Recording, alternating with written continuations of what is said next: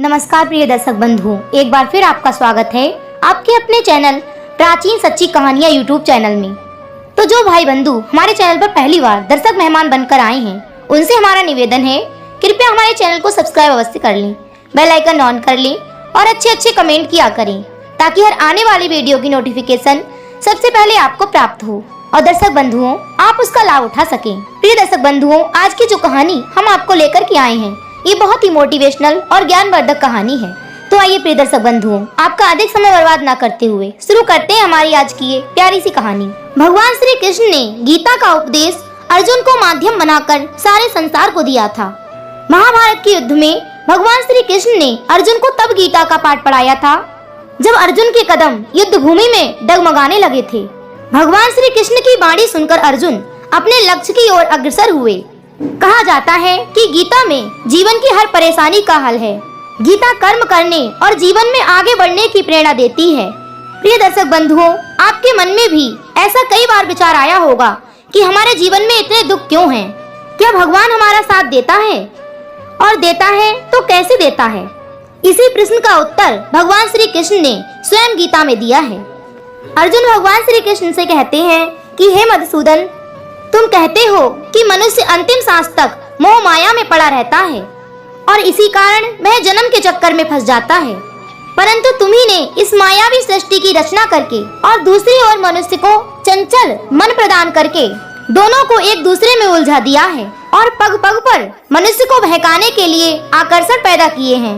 मनुष्य इसी के जाल में उलझा रहता है और तुम ये जाल बिछाकर किसी शिकारी की भांति जाल में फंसे मनुष्य के हाथ पैर मारने और उसके छटपटाने का तमाशा देखते रहते हो। तब भगवान श्री कृष्ण बोले, नहीं अर्जुन, मैं तमाशा नहीं देखता हूँ बल्कि अपनी माया की लीला देखता हूँ। तब अर्जुन बोले, हे केशव, फिर भी तुम देखते ही रहते हो, सहायता तो नहीं करते कि बेचारा प्राणी इधर उधर भटक रहा है और रास्ता भूल गया है। तुम्हारे मन में बेचारे मनुष्य की सहायता करने का विचार कभी नहीं आता है कि आगे बढ़कर उसका हाथ थाम लो और उसे सच्चा रास्ता दिखाओ। तब भगवान श्री कृष्ण बोले, हे पार्थ, मेरे मन में मनुष्य की सहायता करने का विचार अवश्य आता है और इस चक्रव्यूह में मनुष्य को फंसा दिया है। तब अर्जुन बोले, तो कोई सहायता नहीं हुई। भगवान श्री कृष्ण फिर कहते हैं, हे पार्थ, मैं तो ये सहायता अवश्य करता हूँ। तुमने कर्म का विधान बना रखा है, कभी बेसहारा नहीं छोड़ता, चक्र चला दिया। परंतु मनुष्य मेरी ओर देखे तो सहायता के लिए, मेरी ओर बढ़े तो तभी तो मैं उसकी सहायता करूं। परंतु वो मेरी ओर बढ़ने की बजाय अपने अहंकार में डूबा रहता है और अपने बाहुबल के घमंड में पड़ा रहता है। वह तो इस भ्रम में पड़ा रहता है कि संसार में उससे बढ़कर कोई नहीं है।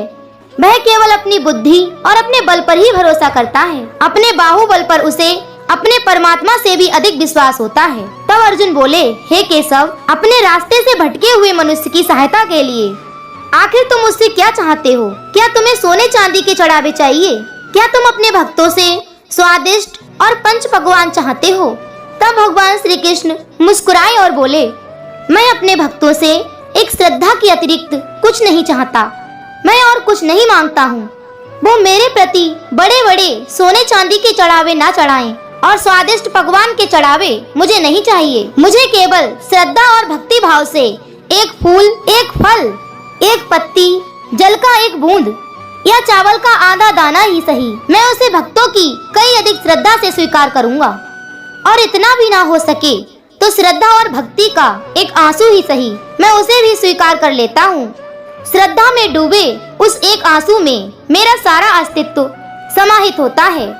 भक्ति और पश्चाताप का ये एक आंसू चाहे लाख पाप करने के बाद भी अंतिम क्षण में भी क्यों ना बहाया गया हो, मैं उसे भी स्वीकार कर लेता हूँ और मनुष्य के सारे पापों को उस आंसू से धोकर उसे नवजात शिशु की भांति निष्पाप कर देता हूँ। उसका कल्याण करता हूँ और उसे मुक्ति देता हूँ। तब अर्जुन बोले, हे केशव, केवल एक फल, फूल और एक पत्ती के अर्पण करने से ही तुम मुक्ति दे देते हो। फिर कर्म, विक्रम और पाप, पुण्य, धर्म, विधान सब यूं ही रह जाते हैं। तब भगवान श्री कृष्ण कहते हैं, ये धर्म, ये विधान और उसके सारे सिद्धांत तो चंद्रमा और अनगिनत तारों की भांति होते हैं जो अधर्म और अज्ञानता के अंधकार में झिलमिलाते रहते हैं। परंतु जब भक्ति का सूर्योदय होता है, परंतु आसक्ति से रहित भक्त छुप जाते हैं, जिसके लिए तब अर्जुन बोले, हे केशव, यह पूजा सामग्री की इतना कोई आवश्यकता नहीं है कि धर्म भी उसके सामने तुच्छ हो जाता है। भक्ति भाव से भगवान श्री कृष्ण अपने आप को, अपने सारे कर्मों को मेरे प्रति समर्पित कर दो। मैं अपने ऐसे भक्त को सब कुछ भुलाकर मुक्ति दे देता हूँ। हे अर्जुन, भक्ति का स्थान इतना ऊंचा है कि अपने सच्चे भक्तों की मैं स्वयं भक्ति करता हूँ। प्रिय दर्शक बंधुओं, ये बात तो सच है कि भगवान भाव के भूखे होते हैं। आप उनको मन से याद करोगे तो वे आपका साथ जरूर देंगे। भगवान से बहुत कुछ मांगने के बजाय उनका साथ मांगिए, फिर आपको कभी भी कुछ मांगने की जरूरत नहीं पड़ेगी।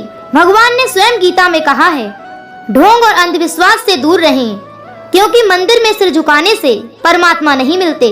तो प्रिय दर्शक बंधुओं, यह थी हमारी आज की प्यारी सी कहानी। हम उम्मीद करते हैं कि आपको ये कहानी जरूर पसंद आई होगी। यदि कहानी अच्छी लगी हो तो लाइक करें, कमेंट करें और अधिक से अधिक लोगों तक शेयर अवश्य करें। फिर मिलेंगे इसी तरह की एक ज्ञानवर्धक कहानी के साथ। इसी के साथ दर्शक बंधुओं, राधे राधे, जय श्री कृष्ण।